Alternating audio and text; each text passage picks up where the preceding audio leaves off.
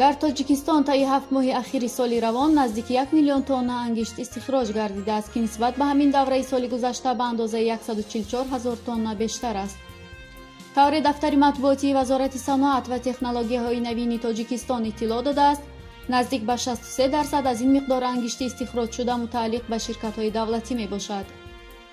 бар асоси ин гузориш дар ин муддат 8000 тонна ангишт ба Покистон ва Узбекистон содир шудааст.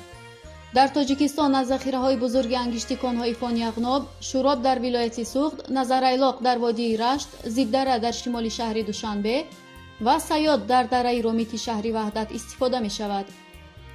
бино ба гузориши манбаъ, барои таъмини ниёзи корхонаҳо, марказҳои тавлидии кишвар, аз ҷумла маркази гармоишии шумораи 2 шаҳри Душанбе, бояд тавлиди ангишт имсол ба 2 миллион тонн бирасад.